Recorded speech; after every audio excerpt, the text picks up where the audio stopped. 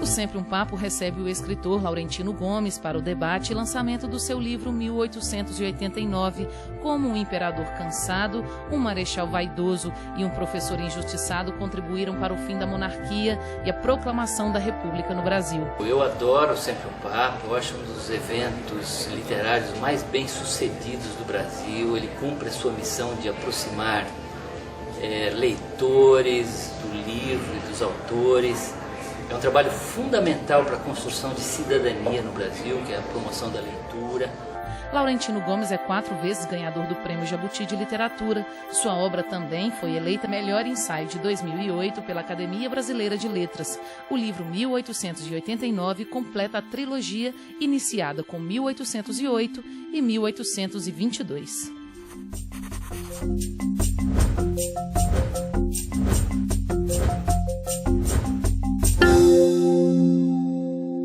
Novamente um prazer fazer o lançamento dos seus livros. Eu acho que Laurentino cumpre uma tarefa de muita responsabilidade no Brasil, que é fazer com que a história seja acessível, né? Desde do primeiro número, no livro dos números, né? que se encerra aqui, né, Laurentino? Ele vem fazendo essa coisa que só fez bem às pessoas e ao Brasil. Então, Laurentino, fica aqui o nosso agradecimento público pelo que você tem feito pela história brasileira. Isso é muito importante, viu?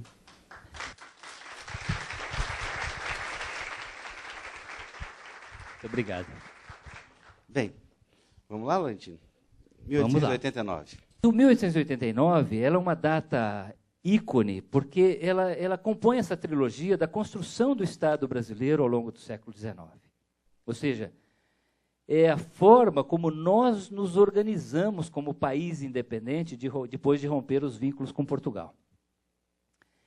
E é uma fórmula excêntrica, uma fórmula diferente de todo o resto do continente americano. E aí é uma brusca mudança em 1889, ou seja, nós rompemos com todo o modelo de construção nacional até então e iniciamos outro. Que, aliás, eu considero inacabado. Eu acho que o Estado republicano brasileiro ele é uma obra inacabada, ela é uma obra em andamento ainda. Com o tempo, Dom Pedro revelou-se um homem doente, esgotado por comandar o país por quase meio século, portanto, sem forças para se manter no trono. Para completar, havia ainda um componente machista, pois a sucessora direta era a princesa Isabel, que, além de mulher, era muito religiosa, conservadora e ainda casada com um francês, o Condé. Ou seja, havia possibilidade de um estrangeiro participar do poder. O Brasil rompe os seus vínculos com Portugal, mas ele não altera em nada a estrutura social vigente. O Brasil mantém o tráfico negreiro, mantém a escravidão, mantém o latifúndio, a concentração de riqueza, mantém o analfabetismo. É a mesma situação. O Brasil não altera em nada. E esses são passivos que a monarquia brasileira não consegue resolver ao longo de 67 anos. Então, fica uma situação muito curiosa, porque o Império Brasileiro ele tenta projetar uma imagem de desenvolvimento, de ilustração, que não era a realidade vigente. Então, e isso está muito personificado na imagem do Dom Pedro II, né? Um imperador intelectual, e de fato ele era um grande intelectual, que sempre fazia questão de posar com livros nas mãos, ou um objeto científico do lado, um telescópio, uma luneta, um homem que era amigo do Victor Hugo, do Graham Bell, inventor do telefone, e assim por diante. Mas, durante mais de 50 anos, este homem intelectual, amante das artes e da ciência, governou um país de escravos, analfabetos e miseráveis, e de grande concentração de riqueza, de latifúndio. Então, é como uma represa que vai enchendo e uma hora estoura. E aí acontece, então, em 1889, que essa ruptura, né, acaba. E é muito curioso, porque é um pacto tácito que se mantém entre a monarquia brasileira e a aristocracia rural escravagista. Um apoiava o outro, ou seja, o Império mantinha a escravidão. O Brasil é o último país da América a abolir o tráfico negreiro e a escravidão. E, em troca, essa aristocracia rural mantinha o trono. E um equilíbrio bastante curioso, porque havia dois partidos imperiais, o liberal e o conservador. A fraude eleitoral era enorme, os caciques regionais, os coronéis mandavam, faziam, elegiam o que eles queriam e tal, e o imperador é que ia alternando esses partidos no poder. E cada vez que um entrava, destituía toda a máquina administrativa, todo o funcionalismo público, toda aquela rede de apoios, de alianças, caía por terra. Diferente hoje, né? E o outro partido entrava e governava. Então, Um outro Brasil, né? exatamente, nada com o Brasil de hoje, né? Então, é curioso, porque não é à toa que, em 1888, aí o trono, forçado pela opinião pública, forçado pelo movimento abolicionista, que é a primeira grande campanha popular de rua no Brasil, o trono realmente aí se torna abolicionista. E no ano seguinte vem a República, porque se quebra esse pacto. Os barões do café, os fazendeiros, os senhores de engenho, se sentiram traídos pela abolição da escravidão. Eles queriam, primeiro, que não houvesse abolição da escravidão, resistiram quanto puderam à lei do ventre livre, à lei dos sexagenários e depois à lei áurea.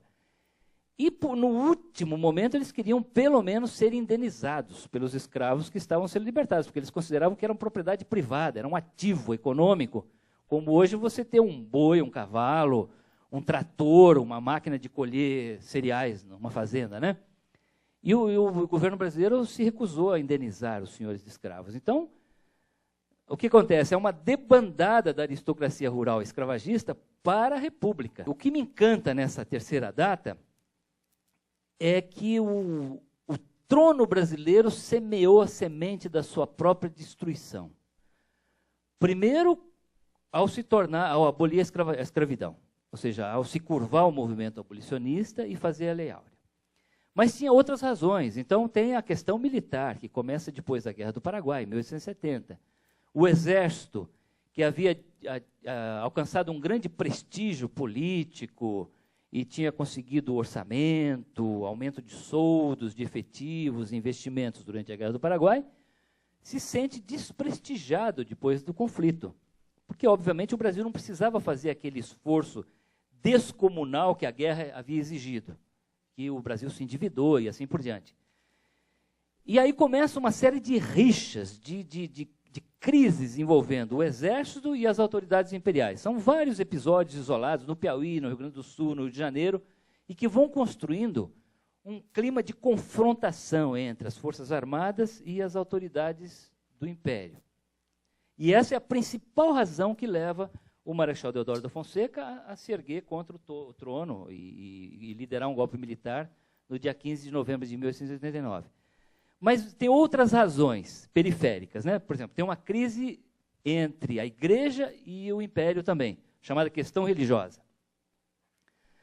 Por uma antiga tradição herdada de Portugal, o Império do Brasil tinha a prerrogativa chamada de padroado. Era uma aliança entre a Igreja e a monarquia e a coroa, que vinha ainda da época dos descobrimentos, ainda da época do Dom Manuel I, em que a coroa era aliada íntima da Igreja, ou seja, a aliança entre a cruz e a espada, e a Igreja apoiava a coroa de Portugal, e depois a coroa do Brasil, e vice-versa.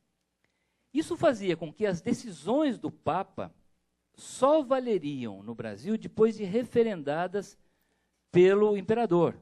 Aliás, os padres, os bispos, eram funcionários públicos, era o Império do Brasil que pagava os salários dos padres e dos bispos durante o primeiro e o segundo reinado.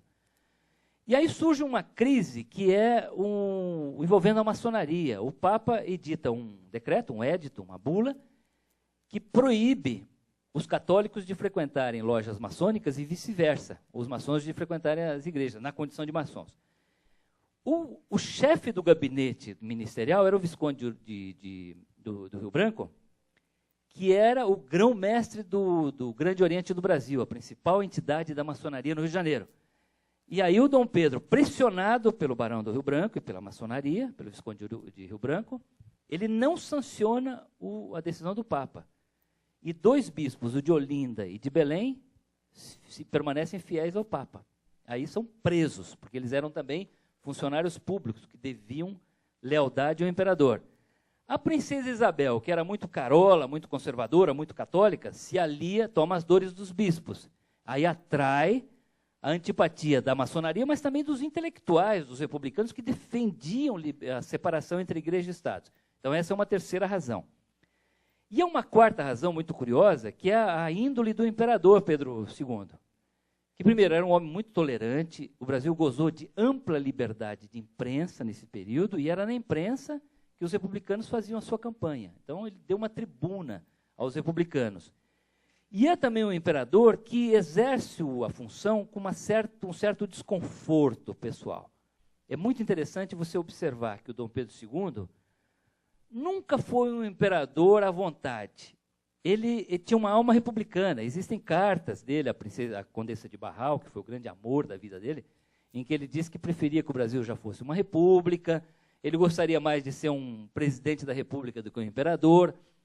Nas viagens ao exterior, ele usava uma casaca preta, portanto, trajes civis, carregava a malinha, isso que o Papa Francisco está fazendo agora, o imperador já fazia no século XIX, carregava a própria malinha e fazia questão de ser chamado de Pedro de Alcântara, e não de imperador. Então, você vê que tem um certo desconforto nesse imperador com a sua função de soberano, especialmente quando ele está sendo observado pela Europa, pelos Estados Unidos, pelos chamados países desenvolvidos, né, que olhavam o Império Brasileiro como uma excentricidade na América. Ele mudou de opinião na madrugada do dia 16, quando descobriu que Pedro II nomeara o senador Silveira Martins como chefe do novo ministério. Ora, anos antes, quando governava o Rio Grande do Sul, Deodoro perdera para Silveira Martins a paixão da baronesa de Triunfo, uma bela viúva. Daí surgiu uma rivalidade que duraria o resto da vida dos dois personagens e, quem diria, levaria à queda da monarquia. A soma de tudo isso fez com que, em 1889, o Império tivesse muito fragilizado. E aí vem a história da República. Os republicanos, eles também estavam divididos em três ou quatro grandes grupos. Tinha os intelectuais do Rio de Janeiro, os jornalistas, Quintino Bocaiúva, Saldanha Marinho, Silva Jardim, o Rui Barbosa, que é um republicano tardio, mas fez muito barulho nas vésperas da proclamação da República. Tinha os cafeicultores da região de Itu, Rio Claro, Campinas, que se ressentiam do poder dos barões do café do Vale do Paraíba. Era uma agricultura mais inovadora, moderna, mais produtiva, mas não tinha acesso ao poder como os barões do café do Vale do Paraíba tinham. Então, eles se tornaram republicanos e eram inspirados pela democracia liberal americana. Esses grupos todos, eles se comunicavam precariamente e principalmente não tinham votos. Eles não conseguiam eleger ninguém, ou praticamente ninguém. Até porque havia a fraude no sistema eleitoral do Império. Então, diante da inviabilidade de chegar ao poder pelas urnas, os republicanos embarcam na canoa golpista do Marechal Deodoro da Fonseca, que estava lutando contra o governo imperial. Então é muito curioso, porque você tem uma república que nasce descolada das ruas, do povo. É uma república que os propagandistas republicanos defendiam ideários civis. Liberdade de imprensa, liberdade de expressão, ampliação do direito de voto, fim do analfabetismo e coisas assim. Mas ela vem por um golpe militar, o povo não participa, logo ela descamba numa ditadura com o Marechal Deodoro da Fonseca, com Floriano Peixoto, o Marechal de Ferro, que consolida, impõe essa república a ferro e fogo. E quando o poder volta aos civis, com Prudente de Moraes e Campos Salles, é uma equação muito parecida com a do Império. É a mesma aristocracia rural que mandava antes, continua mandando na república. Onde antes tinha o imperador, tem um representante da aristocracia rural, o presidente da república, sustentado pelos fazendeiros, pela aristocracia rural.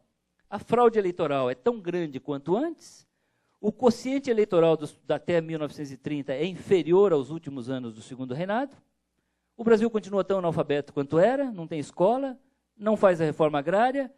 Então é curioso, isso que eu falei de que o Brasil rompeu os vínculos com Portugal na independência e manteve a mesma estrutura social, aconteceu com a República. Muda o regime, muda a nomenclatura do regime, o regime muda de nome, mas o país continua exatamente o que ele era. Eu termino o livro falando que há uma segunda proclamação da República, que é a campanha das diretas em 1984. Aí muda tudo. Muda tudo. É um país transformado, um país com uma equação social completamente diferente, um país mais urbano, não é mais aquele país rural até meados do século XX, é um país urbano, um país mais alfabetizado, um país de uma economia mais industrial, comercial, menos agrícola, um país de economia muito mais complexa, um país que começa a se expor ao mundo, à competição, às inovações, às novas tecnologias. Então, um país totalmente transformado que proclama uma segunda república. Não mais um general na rua erguendo a espada, mas o povo na rua pedindo direito de votar. Então, eu diria que nós temos uma república muito jovenzinha, com menos de 30 anos de existência. E o que nos compete agora é cuidar dessa república. Pronto, agora, já falei bastante, né, Afonso?